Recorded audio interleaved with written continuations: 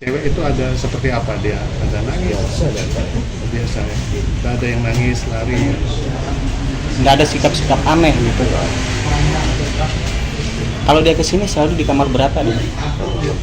Kamar 6. Nggak pernah pindah-pindah dari kamar 6. Lokasinya di mana itu Mas? Di pojok. Kalau pada saat pembayaran dibeli, dia yang membayar atau biasanya perempuannya yang bayar? Cewek. Cewek.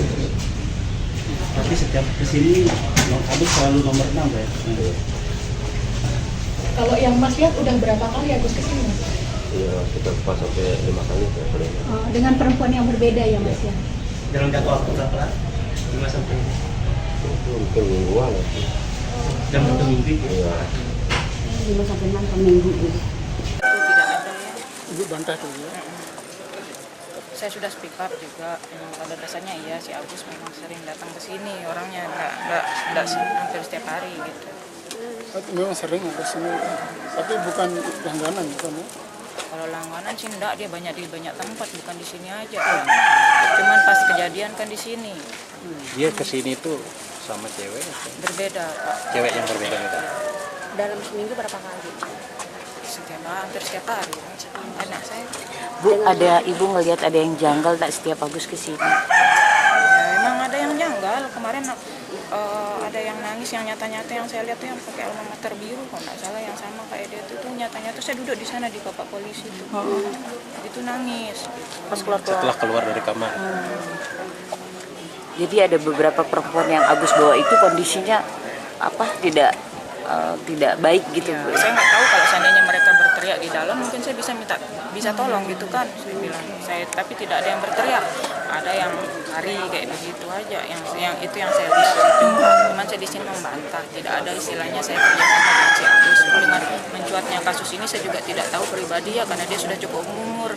Yang kedua kan masalahnya kalau dianggaplah di aplikasi kayak gitu kan pelacur berhijab juga banyak ya, tidak mesti harus seksi, itu yang saya bingung. Ibu merasa bahwa sebenarnya kalau ibu tahu ada kejadian itu ibu ingin membantu. Kalau kita tahu mungkin kita bantu, sedangkan korban kan tidak ada speak up. Tidak ada yang lapor, tidak teriak di dalam gitu ya.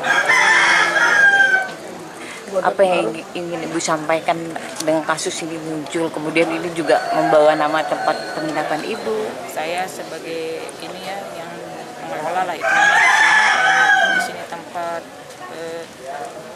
ini sebenarnya tempat keluarga gitu ya, tapi kita kelola karena sudah almarhum yang punya gitu mertua saya. Cuman di sini saya tegaskan tidak ada kerjasama dengan pihak Agus Buntung, itu saja ya. Kenapa kemarin pengacaranya bertanya kenapa kok saya tidak ditanya? Bagaimana saya mau bertanya sedangkan mereka sudah cukup umur masuk seperti orang pacaran gitu kan, dia tidak ada teriak atau apa gitu. Kalau seandainya diteriak kan sudah bisa sampaikan sebelumnya mungkin saya akan nolong kayak gitu.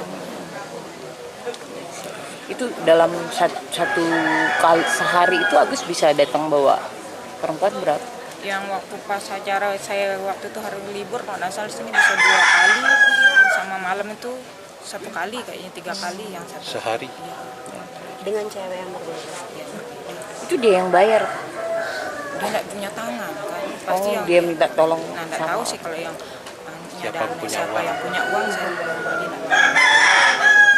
Tapi yang jelas perempuan yang menyerahkan uang gitu. Enggak, lewat pegawai saya entah dia ngasih lewat pegawai. dapat informasi tidak soal apa rekonstruksi, kemudian mereka diinformasikan apa yang terjadi di rekonstruksi kan? Iya, korban tahu bahwa hari ini ada rekonstruksi memang, tapi mereka tidak hadir ya, korban yang melapor tidak hadir. Karena ya ini kan adalah rekonversi kronologi tersangka sebenarnya ya, jadi memang difokuskan untuk tersangka seperti itu. Tapi tentu saja nanti kami juga pendamping korban hadir di sini kan adalah untuk melihat perbandingan bagaimana kronologi dari tersangka dengan kronologi korban seperti itu. Sehingga yang kami tangkap hari ini pun tentu akan kami komunikasikan juga. Jadi korban mengikuti proses ini. Ya. Korban tahu dengan setiap proses-prosesnya, korban terinformasi.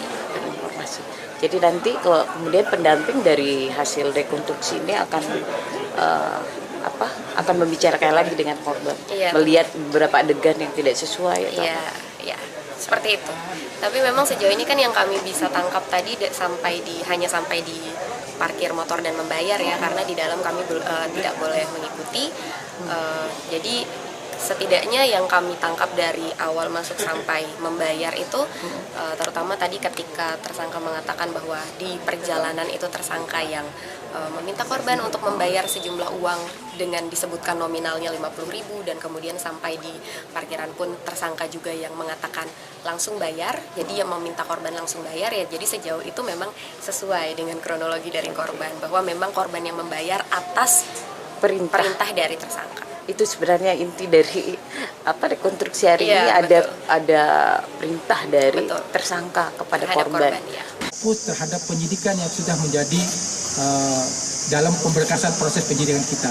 Jadi tetap bahwa ada 1 korban sebagai pelapor dan 4 lagi sebagai saksi korban pendukung yang memang pernah mengalami kejadian yang hampir sama modusnya dengan korban pertama yang melapor. Jelas pasti ada, dari kita agenda di 28 yang kita agendakan rekonstruksikan mengembang jadi 49 pasti ada.